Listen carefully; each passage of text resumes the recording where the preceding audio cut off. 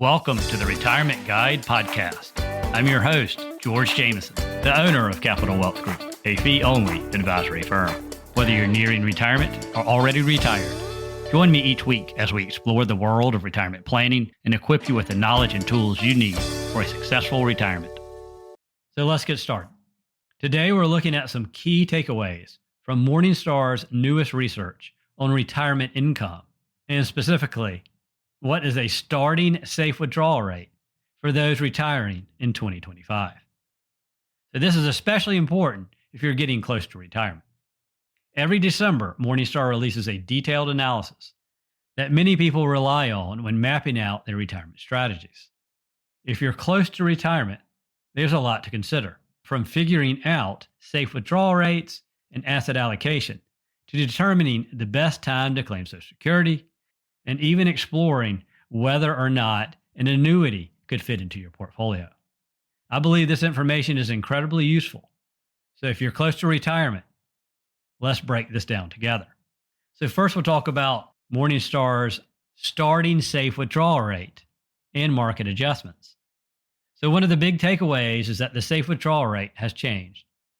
In 2024, Morningstar suggested that you could start by withdrawing 4% of your portfolio in the first year, and then adjusting the amount for inflation each year after, which would give you about a 90% chance of your money lasting through a 30-year retirement.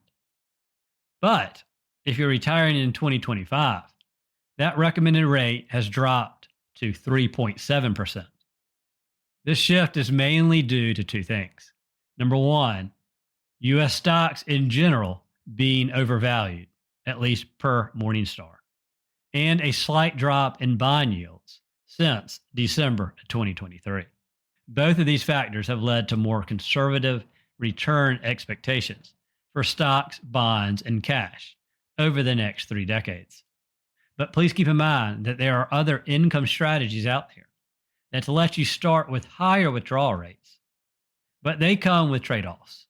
And we'll go into those later. Also remember that this is just for educational purposes, and everyone's situation is unique. Now let's talk about balancing spending today versus leaving a legacy or a cushion for the future. One of the biggest challenges for retirees, and a key theme in the report, is finding the right mix between enjoying your retirement now and preserving some assets for your kids, grandkids, charitable causes, and really more importantly, a safety net to give you peace of mind later on. And so let's next talk about Social Security timing and then flexible withdrawal strategies. So retirees seeking the highest level of lifetime income should consider a combination of delayed Social Security filing and a flexible withdrawal strategy, such as the guardrails approach, according to Morningstar's latest research. While the cash flows from the guardrail strategy looks volatile on a standalone basis, when you add in your Social Security income, it does add some valuable stability. If you want to learn more about the guardrail strategy, I have at least 2 podcast episodes purely on how the guardrails withdrawal strategy works. So now let's talk about how annuities, Social Security timing, and asset allocation all play a role in your retirement strategy. So the Morningstar report highlights annuities as a way to boost your early retirement cash flow with a steady, more predictable income. But remember, just like delaying Social Security, using funds for an annuity early on means there's less money left in your portfolio to compound over time. So there is a trade-off. So for those with an average or longer life expectancies, the benefits of delaying Social Security are well known, especially when you have other sources of income, like part-time work at the beginning of retirement, or some type of other income like rental income or a pension, to cover your expenses until your benefits kick in. However, per Morningstar, relying solely on your portfolio for early cash flow can reduce those benefits because it leaves less money invested over the long run. And you'll most likely have to withdraw a larger percentage at the early years before Social Security kicks in. In addition to delaying Social Security, buying an immediate or deferred annuity can help boost your lifetime income in retirement.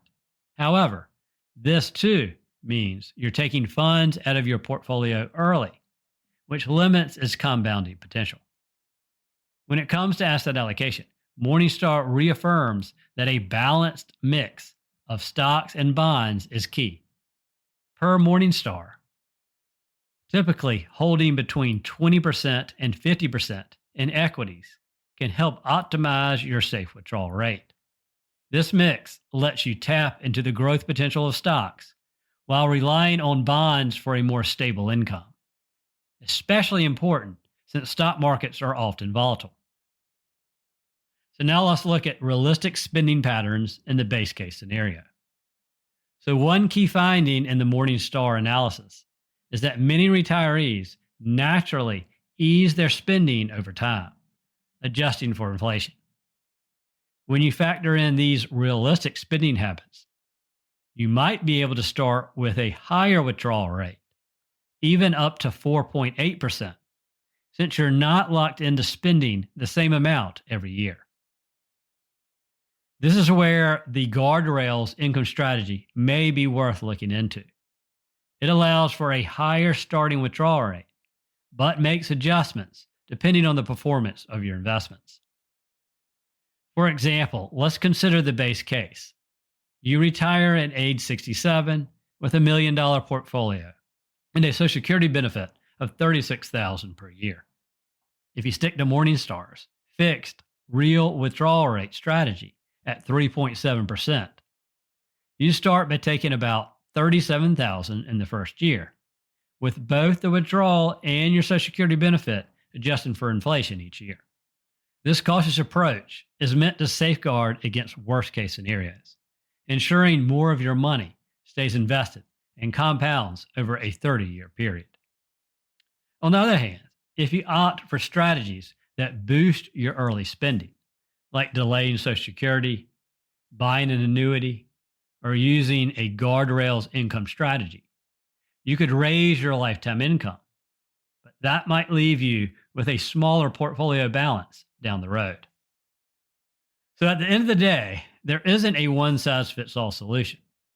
The best strategy depends on your personal circumstances, your health, your life expectancy, your tolerance for spending fluctuations, and if you have other income sources.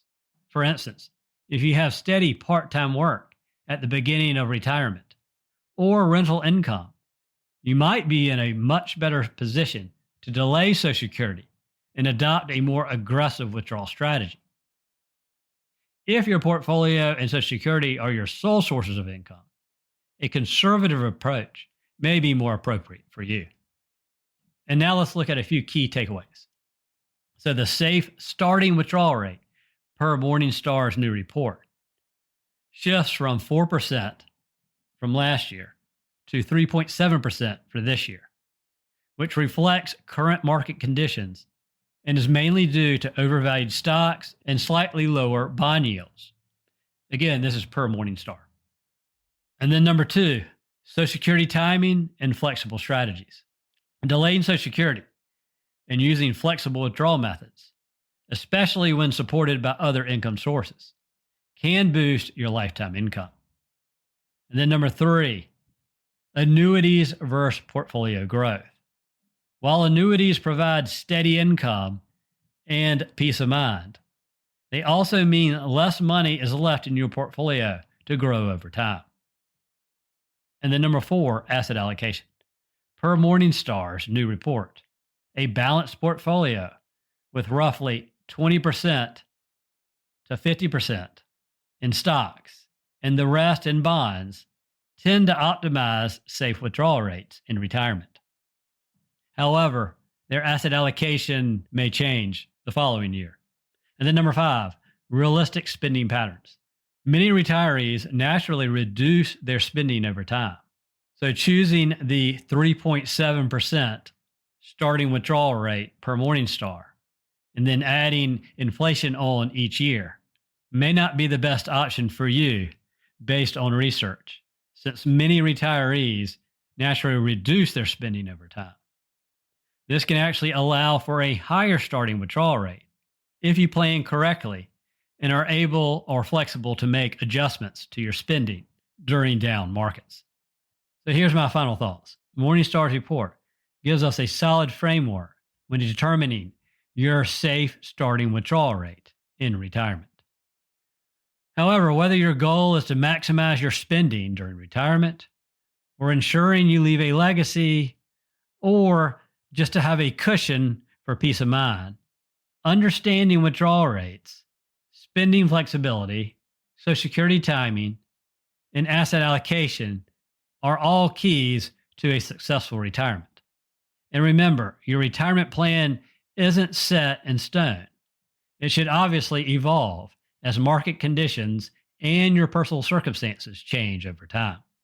So that wraps up our key insights from Morningstar's latest research. Thanks for joining me, and I look forward to our next episode. Have a great day. Thank you for tuning in to this episode of The Retirement Guide.